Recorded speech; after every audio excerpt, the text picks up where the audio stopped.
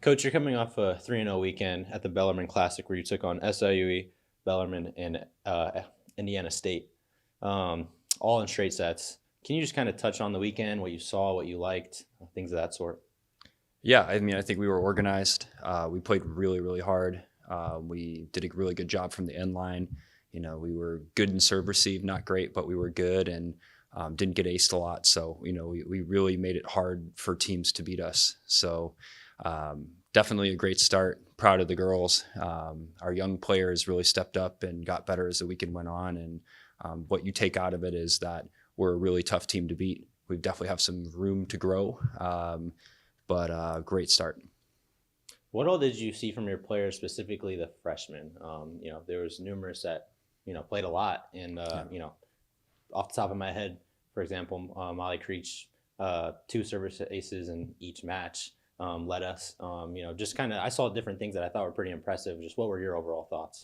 Yeah, I mean, I think I saw what I had hoped for. So I know a lot of times when you bring kids in, you don't know how it's going to translate to the actual match in the moment and playing against Division One opponents. And the three that got in there all stepped up and had big moments at times. And someone like Molly, who has probably the hardest job on the team at outside hitter as a freshman, even when she would get attacked at times and serve receive, she found a way to play through it and find ways to push through those moments. And if she wasn't hitting well, she was getting digs or she was getting service aces and find a way to steady herself by the end of the weekend and serve receive. So, that's why I recruited her. I mean, she's got fire burning inside of her. And, she's only 3 matches into her college career, but what a great start. And I think Lindy is the ultimate teammate. Like she was unbelievable from the service line as a freshman and got to get in there as a middle and did a great job. So, all 3 of them and Grace on the bench is ready to come in and breathe fire. So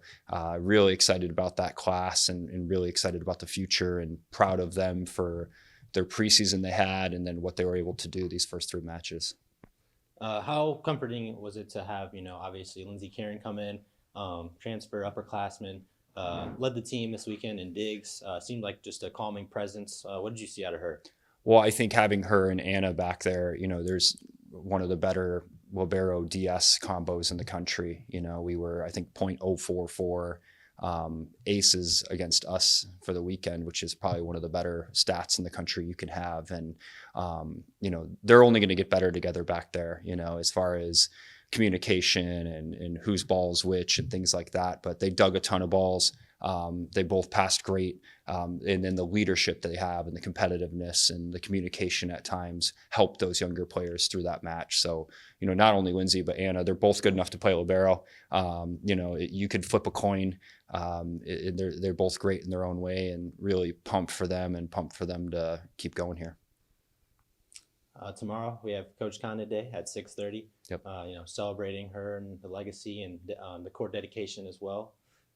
Just with all that happening, obviously awesome things and exciting things, but how do you reel your team in? You have a Big Ten team coming in, Coach Condit Day, can be a lot of distractions. So what's your message been to the team? I'm just honest with them about it. Like they're going to go through emotional highs and lows throughout the match. It's going to be a Big Ten team that's physical and intimidating at times. And when they make mistakes, they're going to pay for it. And I think it's better to address it and train in that environment and say, hey, like how do you dig out of it when things go wrong? And, let's expect the emotion of a crowd to maybe affect us from the end line a little bit and try to enter those zones in practice and remember what it's all about. And it's about the fact that President Crawford and David and Chauncey and Jenny and all the great alums are wrapping their arms around this program and saying, this needs to be the next team that wins the conference tournament. And we're going to give you guys the best facilities. We're going to make sure that, we get the whole university involved to be here to support you. And this is a night to celebrate, like we're going to play as hard as possible. For us, it's showing the community, the recruits, the incoming future players, like this is what we're about and what we're going to do every year.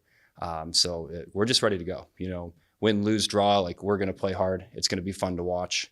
And it will be a night to remember for the program. What are you expecting from the Buckeyes tomorrow? They'll be big, physical, big, their record doesn't reflect how talented they are. I mean, they're a Big Ten team. All Big Ten teams are good. They're physical. they're coming off a 0-2 weekend, but I think they played a Miami, Florida, who will probably make a deep run in the tournament.